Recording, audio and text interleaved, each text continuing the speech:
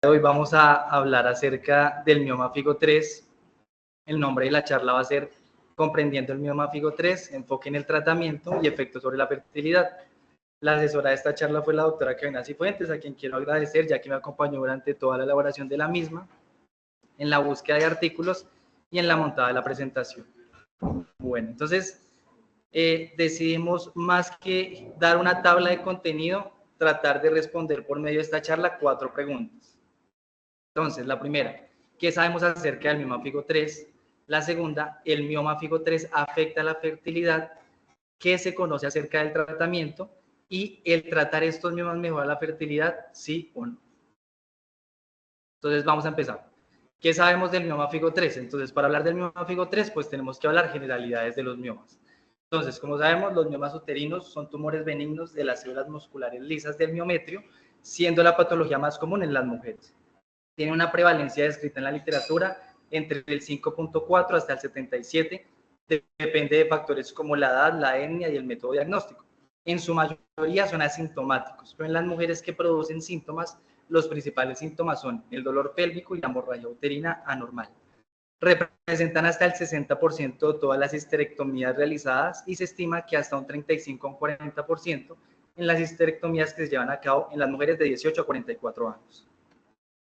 Hay unos factores de riesgo en lo que tiene que ver con la miomatosis, donde se encuentra la actividad física, el índice de masa corporal principalmente cuando supera 30, lo que tiene que ver con la dieta, la edad, la raza, factores genéticos y factores endocrinos.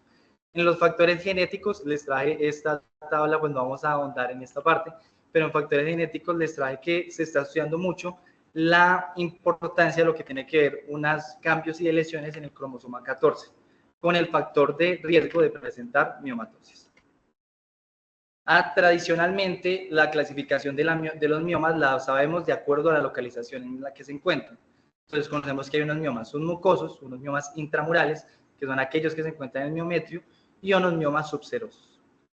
En el 2011, el FIGO hace una subclasificación de estos miomas y los clasifica de 0 a 8.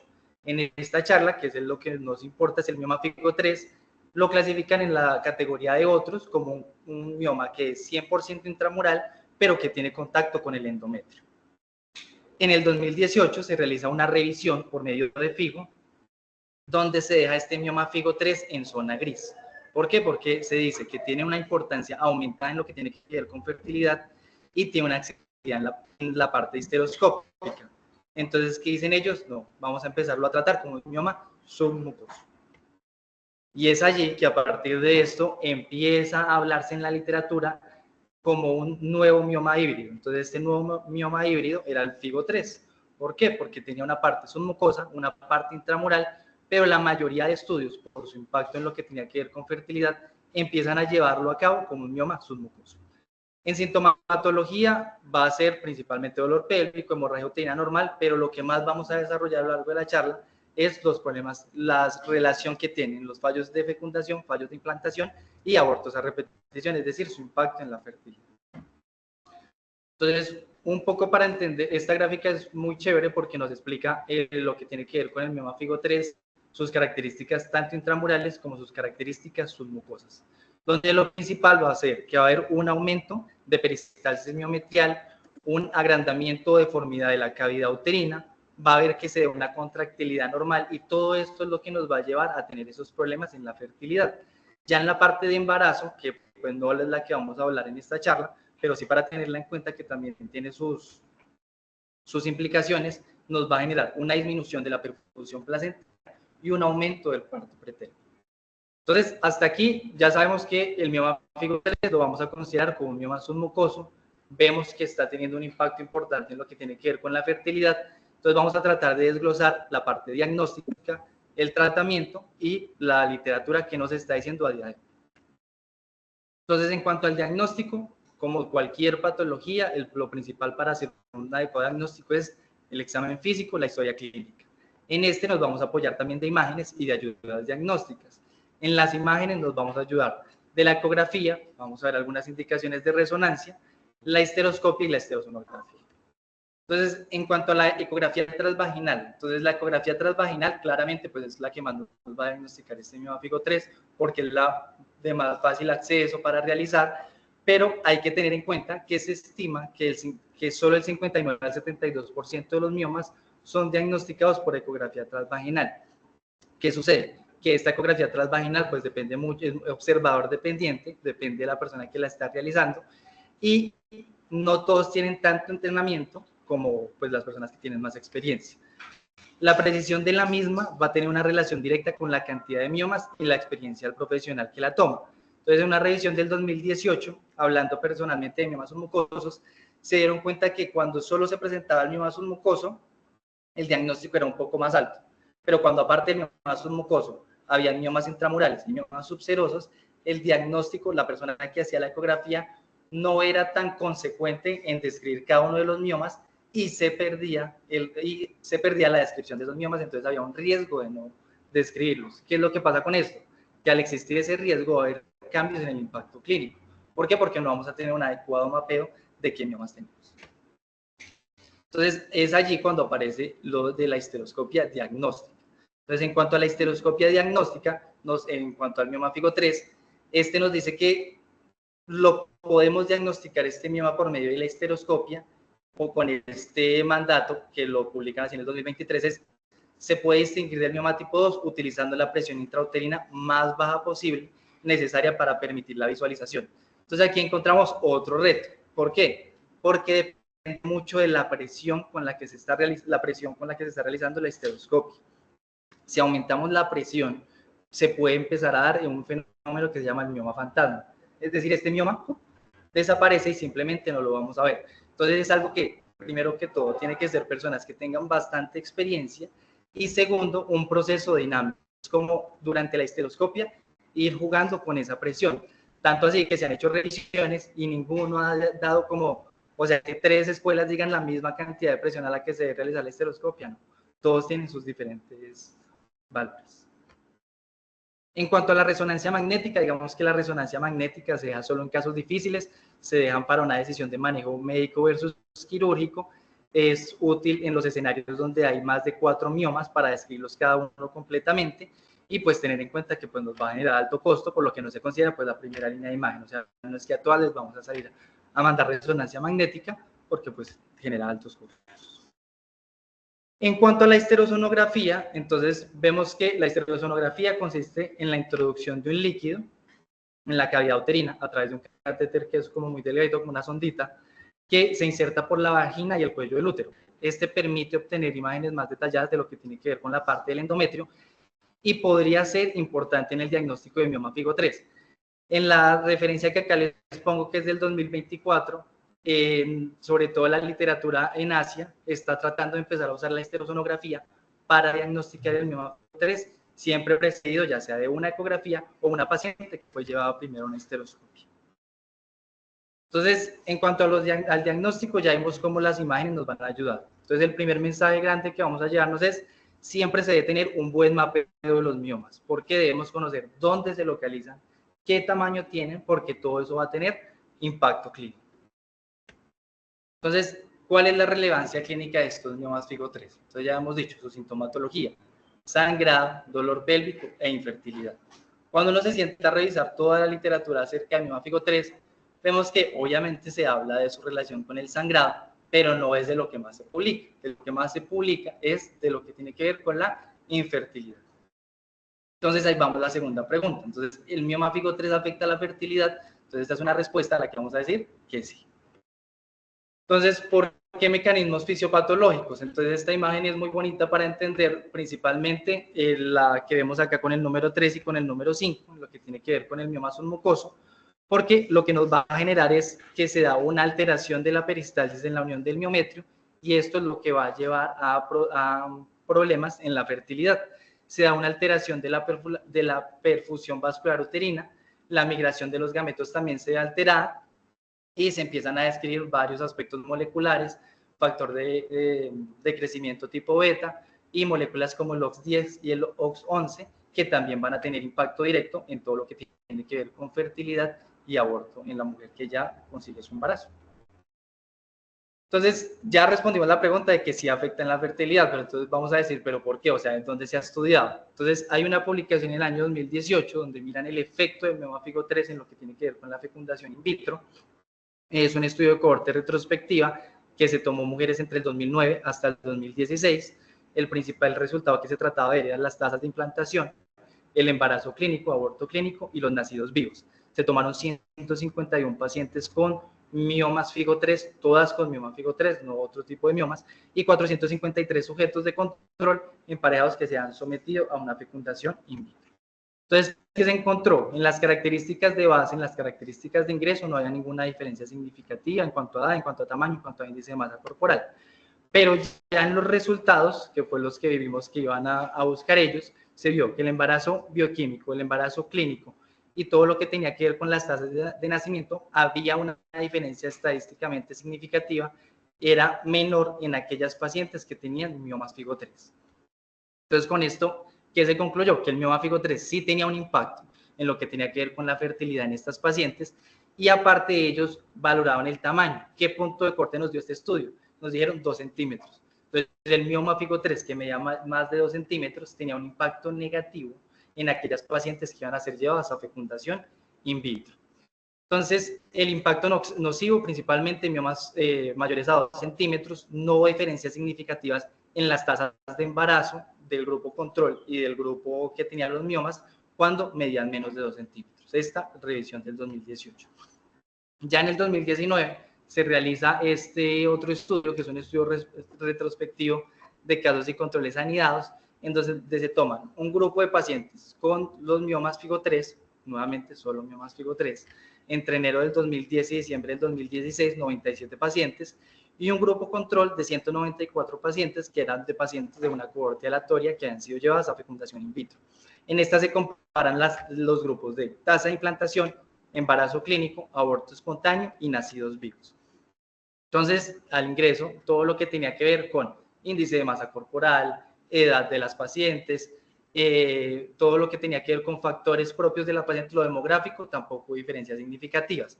Ya cuando vamos a los resultados primarios, vemos que la tasa de implantación, la tasa de embarazo clínico y la tasa de nacidos era baja y estadísticamente significativa en aquellas pacientes que tenían los miomas figo 3.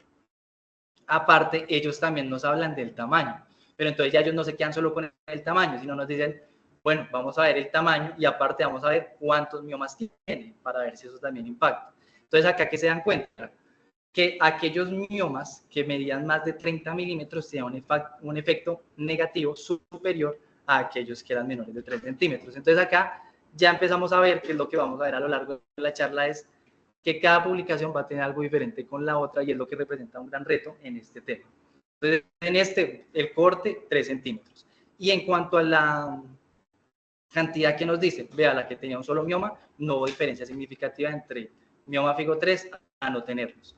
Pero la que tenía más de un mioma, ya sea 2 o más, 2, 3, 4, 5, sí ya representaba un efecto negativo. Entonces les iba más mal en la tasa de nacidos vivos, en el embarazo clínico, en aquellos pacientes que iban a fecundación in vitro.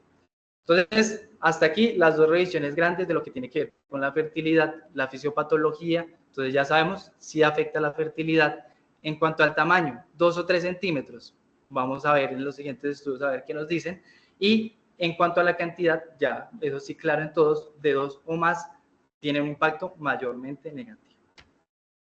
Entonces, ¿qué se conoce de tratamiento? Entonces, de tratamiento acerca del mioma figo 3. Entonces hay diferentes líneas de tratamiento para el mioma figo 3. Está el no tratarlos, el tratamiento farmacológico, la embolización de las arterias uterinas, el HIFU, ablación por radiofrecuencia, la histeroscopia y la laparoscopia.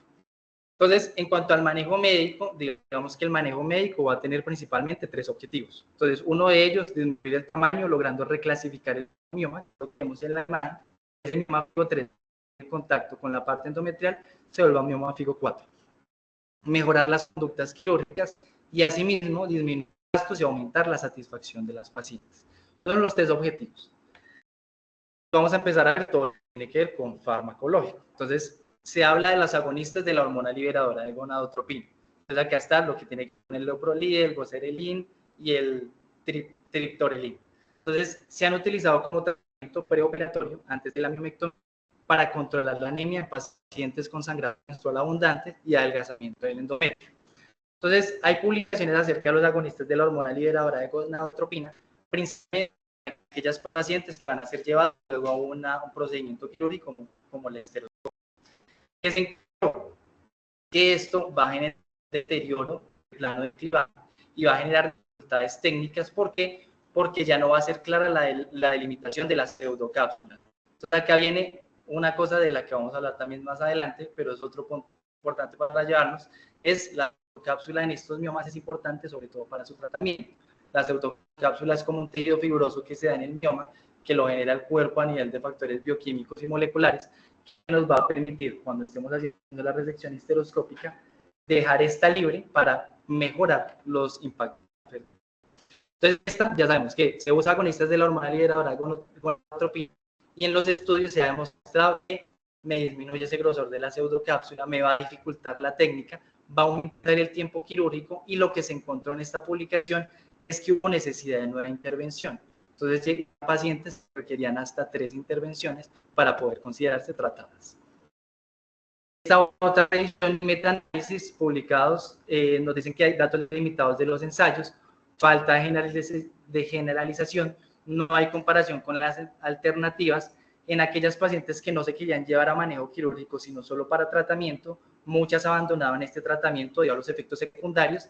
Y acá otro de los vacíos que vamos a encontrar en el mioma FIGO 3, no hay publicaciones acerca del mioma FIGO 3. Entonces, en algunas hablan, digamos, en esta cohorte del metaanálisis, habían solo 3 pacientes que tenían mioma FIGO 3. De resto era mioma FIGO 2 y mioma FIGO 1. Entonces, ya otra de las limitaciones que tenemos. En cuanto a los antagonistas de la hormona liberadora de gonadotropina, entonces en esta también hay una publicación que es esta que les traigo acá. Principalmente esta nos habla del mioma FIGO 0, mioma FIGO 1, mioma FIGO 2, y en esta hablamos de lo que tiene que ver con la parte de infertilidad. Entonces ellos que nos dicen, vea, si mide menos de 3 centímetros, llévelo a miomectomía histeroscópica.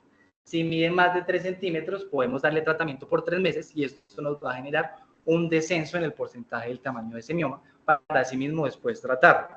Pero ¿qué pasa? Entonces la recomendación que ellos dan es 40 miligramos día, Relugolix, pueden reducir el mioma. En los últimos estudios se ha encontrado que hasta el 50% después de 24 semanas de tratamiento, pero no respalda el mioma FIGO 3 porque no hay publicaciones. Entonces, mioma FIGO 0, 1 y 2. Entonces, lo han tratado de extrapolar este algoritmo al mioma FIGO 3, lo hicieron en los asiáticos y en Australia y Nueva Zelanda, y que se dieron cuenta, no se puede extrapolar. No se puede extrapolar y no se puede considerar un algoritmo aplicable para el mioma FIGO 3.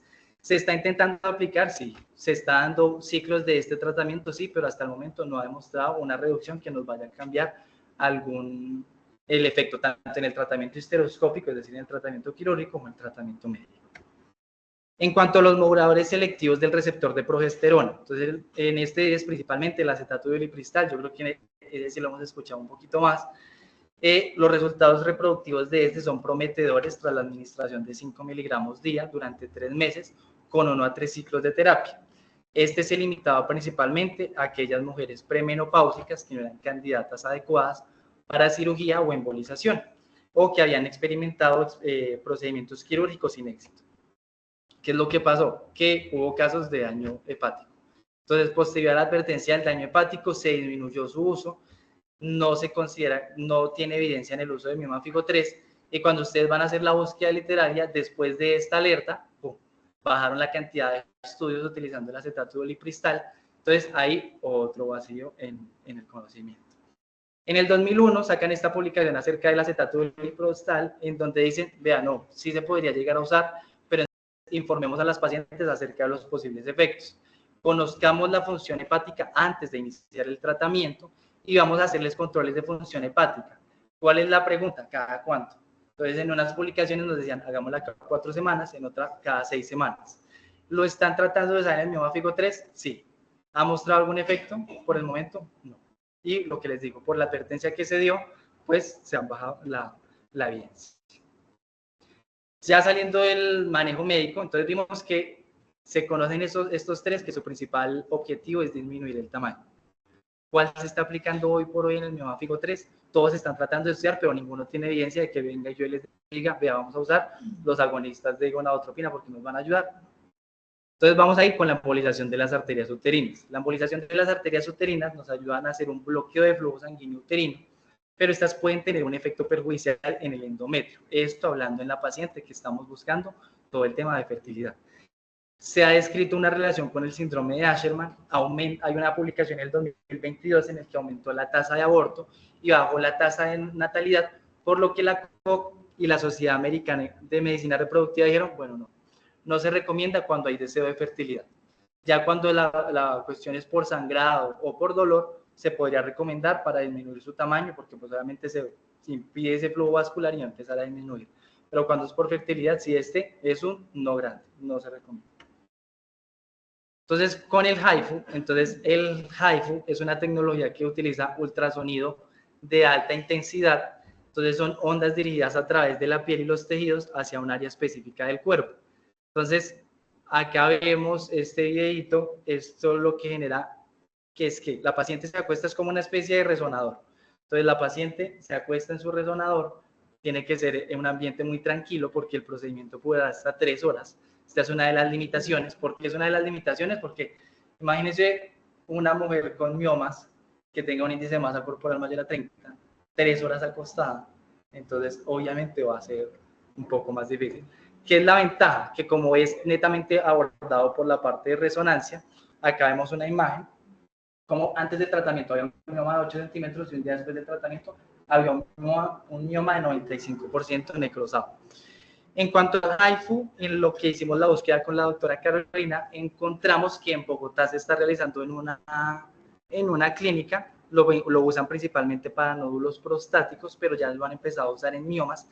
En lo que yo les pregunté pues, a los compañeros que rotan allí, es que lo usan en miomas, pero Figo 4, Figo 5 y Figo 6. No hay todavía en mioma Figo 3.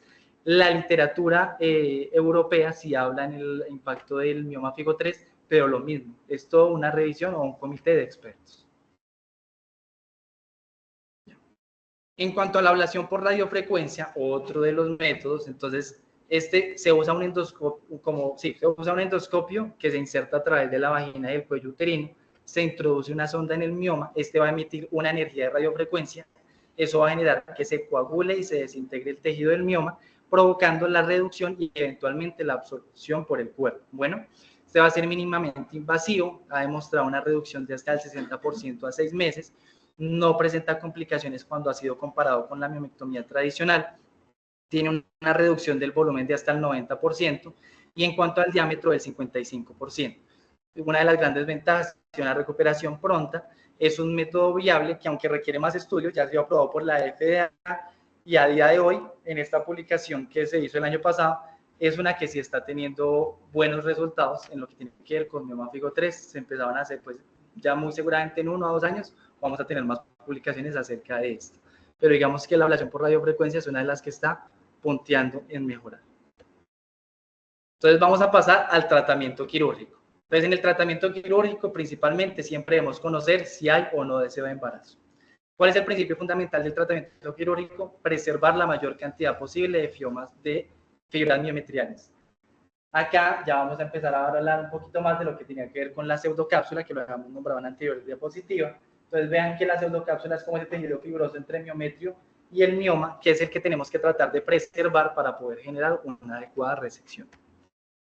Entonces, la revisión sistemática más grande en lo que tiene que ver con la histeroscopia es esta publicada en el año 2023. Esta revisión sistemática se basa en 3 artículos.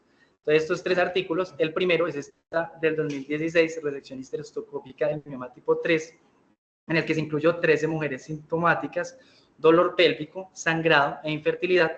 Ellos usaban energía bipolar. Ellos al principio del artículo nos hablaban de que en las guías francesas daban el tamaño para empezar a manejar estos miomas tenía que ser de 4 a 6 centímetros. Sin embargo, pues en este estudio no se empezó a manejar desde los 4 a 6 centímetros, sino que se empezaron a manejar desde los 2 centímetros. ¿Había miomas mayores de 4 centímetros? Sí, el 31%. ¿Había necesidad de un segundo procedimiento después de la primera histeroscopia? También, en un 31%. ¿Se realizaba histeroscopia postoperatoria? Sí. A las 6 semanas de realizada la primera, se realizaba una histeroscopia control para ver si se había resecado completamente o si había algún tipo de complicación como las sinequias. ¿Y qué se encontró en este? Entonces, la media del tiempo de realización de esta histeroscopia fue 59.7 minutos. No hubo diferencia de acuerdo al tamaño, entonces no importaba que fuera de 2 centímetros o de 4 centímetros, el tiempo quirúrgico había sido el mismo. No hubo complicaciones posoperatorias inmediatas. 4 mujeres requirieron un segundo tiempo por resección incompleta. Este segundo tiempo fue en el mismo día. 2 mujeres fueron llevadas a histerectomías en los siguientes 6 a 12 meses y una fue llevada a mimectomía abierta, esta por continuidad de sangrado. Estas pacientes que fueron reintervenidas tanto por histerectomía y mimectomía fue principalmente porque seguían con el sangrado y con el dolor pélvico sin mejoría. La histeroscopia posoperatoria se realizó en 9 mujeres. 3 de 8 mujeres presentaron sinequias tipo 1 y sinequias tipo 2 cuando se hizo la revisión histeroscópica a las 6 semanas. Y se realizó un cuestionario telefónico a los 12 a 48 meses, donde se evaluó principalmente la escala del dolor, que se encontró que en la escala subjetiva del dolor de 0 a 10, las pacientes lo reportaban la media de 2.6. En cuanto al control de sangrado, 7 de 9 mujeres presentaban control de sangrado, y en cuanto a la tasa de satisfacción con el procedimiento, 8.7 sobre 10. ¿Qué conclusiones se llevó acá? Entonces, que la resección histeroscópica era una alternativa potencial para empezar a manejar el mioma Figo 3, que la energía bipolar era la recomendada, que se debía tener en cuenta la alta tasa de requerir un segundo procedimiento y de sinequias, que debe ser realizado por cirujanos expertos y se recomienda en histeroscopia posoperatoria siempre. Ellos sí decían, siempre se debe realizar a las 6 a 8 semanas. ¿Qué limitante tenía este trabajo? Pues ya vimos, eran 13 pacientes. Entonces, en el segundo, que es publicado en el año 2022, entonces resección histeroscópica del mioma Figo 3, ¿qué impacto podía tener en cuanto al embarazo en pacientes infértiles? Un estudio de casos y controles realizado entre el año 2014 al año 2021. Entonces, este tenía 2 grupos. Un grupo control, en el que pues, no tenían pacientes con mioma Figo 3, y un grupo con mujeres que tenían miomas Figo 3. Este, a su vez, se subdividía en 2 grupos. Entonces, un mioma que tenía el tratamiento no quirúrgico, unas pacientes que tenían tratamiento no quirúrgico y otras que se llevaban tratamiento quirúrgico. Los criterios de inclusión principalmente, mujeres menores de 40 años, diámetro el tamaño del fibroma que fuera mayor a 2 centímetros. ¿Qué se encontró? Entonces, lo primero, las miomectomías histeroscópicas se realizaron bajo guía ecográfica, utilizando un histeroscopio bipolar de 26 French con un lente de 30. No se informaron complicaciones quirúrgicas inmediatas, no revelaron miomas residuales, sangrado normal o infección, y 2, informaron adherencias intrauterinas leves que cuando se hizo el seguimiento histeroscópico se mejoraron por completo. Hay mayor tasa acumulada de nacidos vivos en el grupo control versus cirugía, mayor tasa de embarazo clínico en grupo control versus cirugía, y cuando compararon el tratamiento quirúrgico con no tratarlos, no se encontró diferencia. Entonces, esas pacientes que les realizaron la mimectomía histeroscópica, cuando las compararon con las que no hayan diferencias en las tasas de embarazo. Entonces, ahí ya fue una de las preguntas como de, bueno, si funciona que las tratemos o no. Y el tercero de esta revisión sistemática, este es un reporte de caso, pero modo video. Entonces, en este es una paciente de 35 años con antecedente de infertilidad y sangrado menstrual, en plan de ser ya un proceso de fecundación in vitro con un mioma Figo 3 en la pared posterior. Entonces, en este, ellos nos muestran, sí, por medio de un videito, cómo hacen la resección utilizando la técnica clásica de corte, preservando siempre la pseudocápsula. Acá al principio nos explicaban lo que tenía que ver con las presiones. ¿Se acuerdan en el diagnóstico que les dije que si se aumentaba la presión se perdía? Entonces siempre respetando las presiones. Se abre para exponer la pseudocápsula, ese tejido fibroso que vimos en la foto, y por medio de este es que se va a empezar a hacer la resección del mioma. Bueno, para poder tener un mejor impacto, que es lo que estamos viendo aquí. Esta parte es la pseudocápsula y acá están haciendo la resección del mioma, tratando de evitar la mayor complicación miométrica. Entonces, posteriormente, la paciente se sometió a una fecundación in vitro y fue exitosa. Lo que les digo fue un reporte de caso que fue llevado a cabo también en esta revisión sistemática, también se revisó.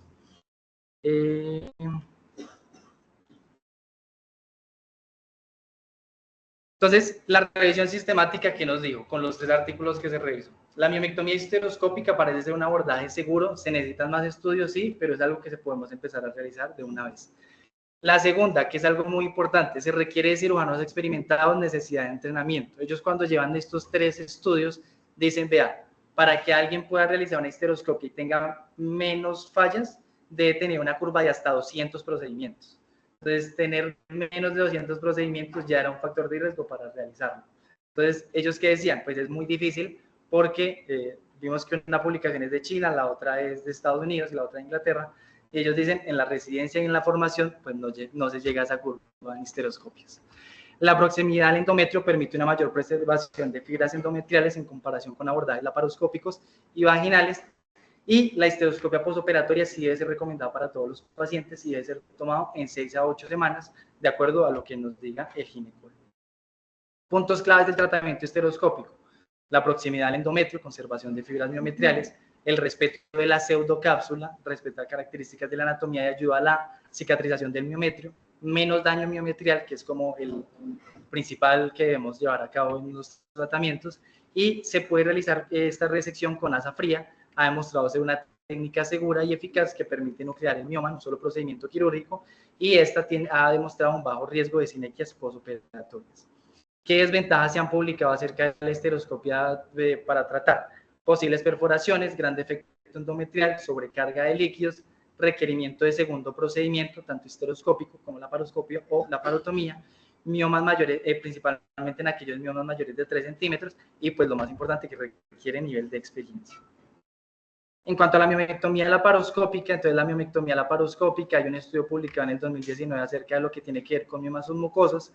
En este principalmente, ¿a qué llegamos? Que este abordaje es uno de los recomendados en aquellos miomas que miden más de 4 centímetros. Si miden menos de 4 centímetros, pues lo ideal sería primero intentar por el abordaje histeroscópico antes que por el laparoscópico. Es un procedimiento seguro, con hemostasia, presenta adecuada visualización, previene adherencias en comparación con otras técnicas. No hay estudios realizados completamente acerca con mioma FIGO 3, sino pues con miomas FIGO 4, FIGO 5, FIGO 6. Y la técnica laparoscópica presentó en miomas submucosos mejores resultados en aquellos que eran mayores a 4 centímetros. Esta clasificación de STEP-W de los miomas uterinos nos ayuda a definir si a nuestra paciente, por medio de un puntaje donde valoramos el tamaño, la extensión de la base y la penetración, si la podemos llevar a una histeroscopia o si la tenemos que conseguir alternativas a esto, ya sea laparoscopia o laparotomía. ¿Qué es lo que pasa? Que esta también es publicada para miomas FIGO 0, FIGO 1, FIGO 2. Esta se está tratando de extrapolar también al mioma submucoso FIGO 3 ahora, pero lo mismo, es algo que se está haciendo hasta el momento. Entonces llegamos a la última pregunta: ¿tratar estos miomas mejora la fertilidad? Entonces, en el 2023 se publica una revisión sistemática y un metaanálisis sobre el efecto de los miomas uterinos de FIGO 3 en la fecundación in vitro de acuerdo al tamaño y número. ¿Qué se hicieron? Grupos de pacientes con miomas no tratados versus controles, pacientes con miomas tratados versus no tratados y pacientes con miomas tratados versus los controles. 3 estudios para un total de 1.020 pacientes. Vemos que ya esta es una revisión sistemática pues un poquito más grande en comparación a la anterior. Y como resultado se buscaba la tasa de embarazo en curso, la tasa de nacido vivo, la tasa de embarazo clínico y la tasa de aborto espontáneo.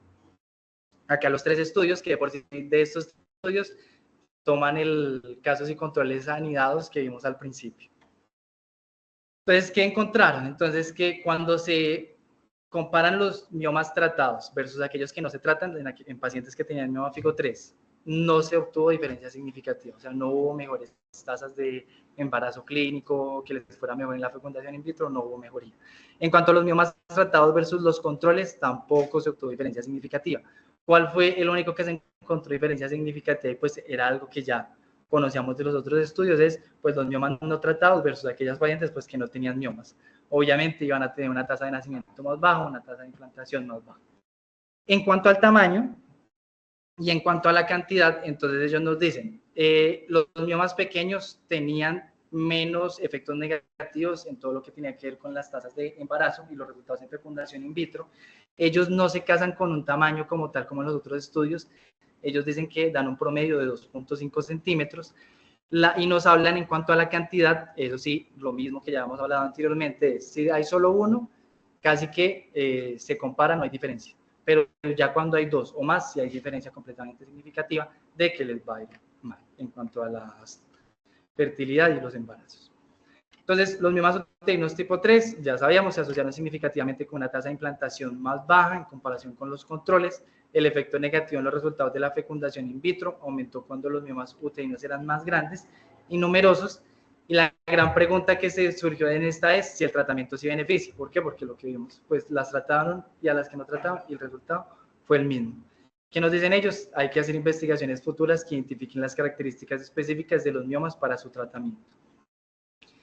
Y por último, esta revisión del 2022 es un estudio de cohorte retrospectivo monocéntrico, compara el tiempo hasta el nacimiento vivo y otros resultados reproductivos después del tratamiento quirúrgico en mujeres que desean concebir. Los datos fueron tomados entre 2004 y 2018. ¿Qué se encontró principal? Pues que los miomas ya muy grandes, que pasaban de 6, acá vimos que no es solo el mioma figo 3, sino acá nos hablaban de todos los miomas, pero también en estos van miomas figo 3. Los miomas que pasaban de 6 centímetros, pues les iba mucho más mal, y era necesario tratarlos, ya fuera que la paciente se embarazara como tal o que hicieras empezar un plan de quedar en embarazo, pero de resto no se encontró ninguna diferencia significativa. Entonces, ¿qué se dijo? No hubo diferencia significativa en el tiempo hasta el nacimiento, después de la miomectomía en comparación con el manejo expectante en mujeres con miomas y el deseo de concebir. Tiempo de espera, entonces ellos hacían un seguimiento entre los 12 a los 24 meses, entonces ellos se cuestionaban y decían, bueno, de pronto si hacemos un seguimiento más a largo plazo, poder llevar hasta 48 meses para ver si cambian los resultados, y que hay que definir características claras, que es lo más importante, es definir a qué paciente debemos tratar, definir qué tamaño vamos a llevar a un procedimiento, definir a cuál no vamos a tratar, y que lo más importante que tenemos que hacer es individualizar cada paciente, individualizarla siempre. Como conclusiones, entonces vemos que el mioma figo 3 hace parte del grupo de los mucosos. Entonces esa respuesta a la primera pregunta. ¿Tiene un impacto directo en la fertilidad? Lo vimos de su manera fisiopatológica y las publicaciones que hay. Se necesita un abordaje multidisciplinario del mismo completamente. ¿Por qué? Porque hay que buscar que el más idóneo haga la ecografía, que el más idóneo haga la histeroscopia, que sea valorado por un grupo de fertilidad. Entonces siempre apoyarnos de los demás colegas o profesionales.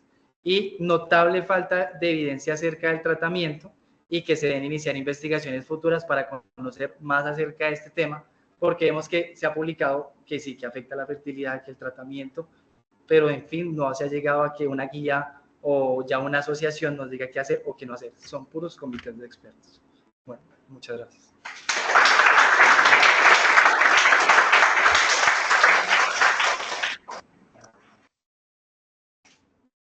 Bueno, doctor Alejandro, súper bien la presentación.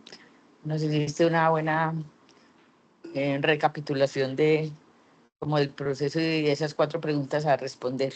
¿Listo? Bueno, como nuestro protocolo hacemos en nuestras reuniones, pues démosle la oportunidad a la doctora Caro, que quiere comentarnos. Hola, ¿me escuchan? Sí, señora. Un poco de eco, creo.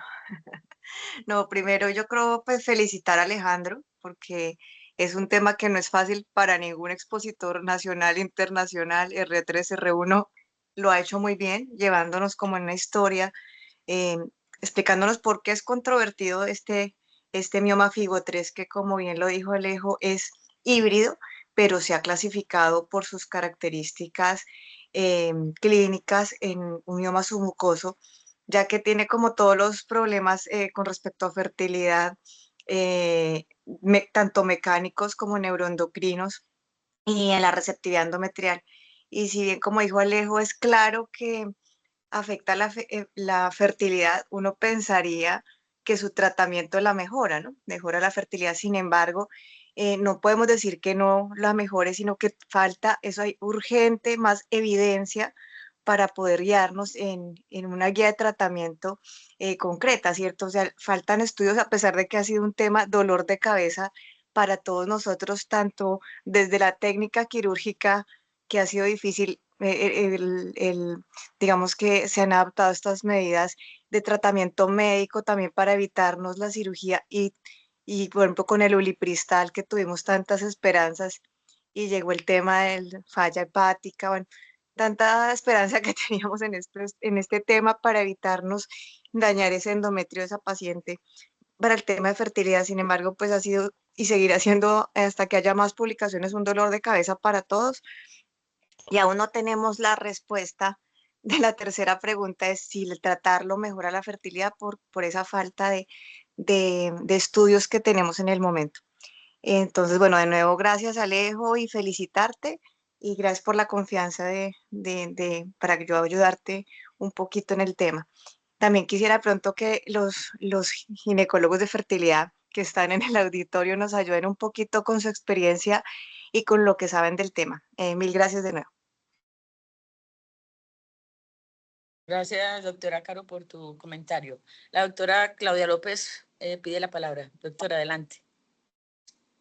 Buenos días para todos. Primero quiero felicitar al doctor Alejandro. Me parece que fue una excelente revisión acerca de un tema que, como dice la doctora Carolina, es bastante controvertido. Yo solo quisiera resaltar dos cositas que no son específicas para los miomas FIGO3, pero que me parece que tienen una pues relevancia como que tener ese concepto claro. Uno, recordar que siempre cuando queremos intervenir quirúrgicamente o aclarar el diagnóstico, aunque la eco 3D tiene pues una excelente sensibilidad y especificidad similar a la histerosonografía, pues es una excelente opción que siempre deberíamos tener previo como un examen prequirúrgico, porque no es extraño que llevemos pacientes a miomectomía de cualquier tipo y no las podamos hacer completas o tengamos más riesgo por la distancia que necesitamos que nos digan que tiene ese mioma a la serosa o a veces ni siquiera, muchas veces llevamos pacientes a miomectomías que ni siquiera son miomas, sino son adenomiomas, entonces la intervención es completamente diferente. Entonces en esos exámenes prequirúrgicos, pues siempre tener en cuenta el requerimiento de una histerosono o una ecografía 3D realizada pues por un experto en ultrasonido. Y lo otro que quería resaltar es que aunque no es específico para miomas FIGO3, es el estudio que la revisión sistemática y metaanálisis de este año de si realmente, pues la respuesta a esa pregunta, si realmente realizar miomectomía mejoraba los resultados de fertilidad como tal. Y la respuesta fue contundente, así los estudios no sean los que uno quisiera, pero pues son los que hay disponibles en el momento. Pero está claro que las pacientes que tienen miomatosis tienen peores resultados obstétricos, ante eso no hay duda. Pero con la evidencia que hay en este momento, realizar miomectomía no mejora los resultados de fertilidad. Entonces, antes, pues eso sí lo tenemos que tener, yo pienso, muy claro, porque estábamos realizando grandes miomectomías, dejando el útero con cantidad de incisiones, haciendo laparotomías para sacar hasta el mioma más pequeño que podíamos palpar para tratar de mejorar resultados de fertilidad específicamente en pacientes que tenían infertilidad y iban a ser sometidas a tratamiento quirúrgico. A tratamientos de técnicas de reproducción asistida. Y el resultado de esa revisión sistemática y metaanálisis es que no mejora definitivamente los resultados de bebé en casa, que finalmente es lo que, pues es el objetivo que tenemos. Sí se embarazan más, pero finalmente el resultado final no es superior a no realizar la miomectomía. Y en eso creo yo debemos ser muy honestos con las pacientes cuando decidimos intervenirlas o no, en cuáles son los resultados que van a obtener. Mil gracias a todos. Gracias, doctora Claudia, por el excelente comentario. Y con relación al artículo que se refiere a la doctora Claudia López, el doctor Alejo no alcanzó a tenerlo completo porque todavía estaba realmente era el ASA, pero ya sí tenemos el artículo completo, el original, que habían más de 5.000 artículos. Finalmente se quedaron con los 13 mejores y digamos que las conclusiones realmente, a pesar que este ya es el último, y porque tú nos presentaste el del 2023, son muy parecidas. Y haciendo énfasis a lo que dice la doctora, es decir, no hay ese beneficio realmente pues, de la cirugía, o sea que no a todas las tenemos que operar y tenemos que personalizar. Entonces, ese metaanálisis, cuando hacen la conclusión, habla mucho de heterogeneidad. Entonces, eso nos permite decir que tenemos información todavía por aclarar y como decía la doctora Cifuentes, no tenemos esa respuesta tan certera y que se necesitan más estudios, pero que a veces no son tan fáciles. Lo que sí es claro es que con más de 2 miomas, esa fertilidad todavía es mucho más alterada, ¿cierto? El doctor Walter, lo tenemos por aquí presente, tiene la palabra. Buenos días, muchas gracias a todos y muchas gracias al doctor Alejandro por esta magnífica presentación. Yo creo que hizo un gran trabajo haciendo su revisión y nos dejó conceptos súper claros. Yo solo quiero compartirles la experiencia de nosotros como especialistas de fertilidad y digamos que nuestro consenso, lo que hemos decidido hacer en la técnica INSER es que reconocemos que los miomas intramurales y que el mioma FIGO3 particularmente también tienen un impacto importante en la fertilidad, que remover los miomas no necesariamente mejora los resultados, aunque estamos convencidos de que esto no es que sea palabra de Dios, sino que probablemente faltan estudios para que nos permitan ver lo contrario. Y lo que definitivamente hacemos nosotros es que o nuestra premisa es no operar a las pacientes que no tienen un resultado obstétrico adverso o que no tienen una falla de implantación o una pérdida gestacional recurrente. Es decir, nuestro criterio para llevar a las pacientes a cirugía con este tipo de miomas es que ya hayamos intentado hacer tratamientos de fertilidad y no lo hayamos logrado. 1, 2 transferencias embrionarias y no lo hayamos logrado y lo único que se interpone en nuestro camino es el mioma. O lo otro es cuando ya tenemos pacientes que han tenido pérdida gestacional recurrente y no encontramos otros criterios o algo más que nos ayude a cambiar la historia de esta paciente, también optamos por operar estos miomas. Esa es como la conclusión desde nuestro grupo para el tratamiento de este tipo de miomas. Muchas gracias. Gracias, doctor Walter, por tu comentario. Estoy totalmente de acuerdo con lo que dice el doctor Walter y eso es lo que hacemos realmente en fertilidad. Operar realmente los que ameritan operar y en fertilidad, básicamente, que es la pregunta, son falla de implantación, ¿cierto? O pérdida recurrente. Entonces podemos pensar que el mioma sea el causante, ¿cierto? Falla de implantación. Ahí sí llevarlas a cirugía. Hacer una ecografía de mapeo es súper importante, muy bien hecha. De pronto nosotros de protocolo de rutina en nuestro medio no hacemos histeroscopia de segunda observación. Más preferimos mejor hacer una muy buena ecografía y ver cómo está. Pero hacer una nueva cirugía, porque mira lo que tú explicabas, la técnica como tal en la histeroscopia, disminuir la presión, y eso hay que hacerlo lentamente y de un momento a otro aparece el famoso mioma fantasma y lo vemos, ¿cierto? Es cierto. Y hay muchos artículos respectivos al respecto cuando se hace la histeroscopia y hay una técnica especial que llaman la cirugía in toto, que es cuando se ve ese pedacito ya de ese miomita. Inicialmente uno entra y no lo ve y se ve, no había ningún mioma, qué raro. Pero disminuye la presión y efectivamente ahí sí estaba, ¿cierto? Y en ese momento incidir y ya tratar de hacer la enucleación de ese mioma y protege mejor como el procedimiento como tal y tenemos mejores resultados, ¿cierto? El problema muchas veces para uno en estos FIGO3 es como o por histeroscopia o por la paroscopia, pero realmente por la paroscopia es un tamaño muy grande, ¿cierto? Ahorita tú lo explicabas, tamaños de 4 centímetros, o sea, hacerlos por histeroscopia aplica más de 2 procedimientos, más traumático. Si tú lo puedes hacer por histeroscopia con un buen mapeo, sabes si entras de manera pues anterior o posterior o por dónde vas a entrar. Y la estrategia es no destruir el útero, porque acuérdense que necesitamos ese útero para un proceso de fertilidad. Y también muy importante, después de una técnica quirúrgica, recuerden que necesitamos por lo menos 3, 4 meses antes de hacer una transferencia embrionaria o antes de buscar un embarazo, porque necesitamos una buena recuperación pues, del tejido. ¿Listo? ¿Alguna otra pregunta o comentario? Doctora Caro. Gracias. Sí. No, no sé, es que creo, no sé si es la revisión que se refería a Clau, esa es la que nos expuso Mariana, una vez en Mariana de INSER, la revisión sistemática que hablaba sobre todo de miomas intramurales. Entonces ahí me parece difícil también uno es pues como que, porque esta revisión era de todos intramurales, ¿no?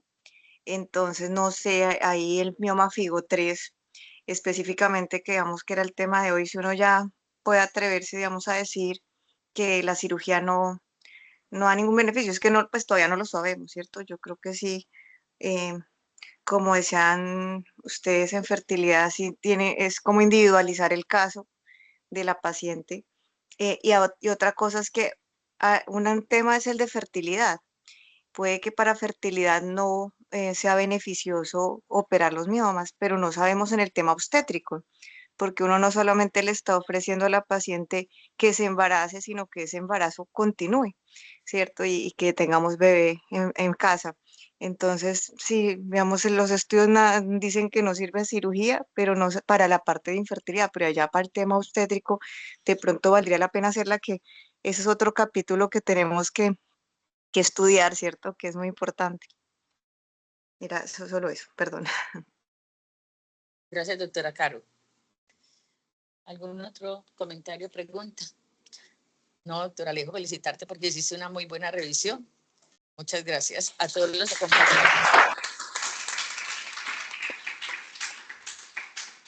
Gracias a la doctora Caro por acompañarnos y a todos los doctores que nos acompañaron también con sus comentarios. Feliz día para todos. Muchas gracias, hasta luego.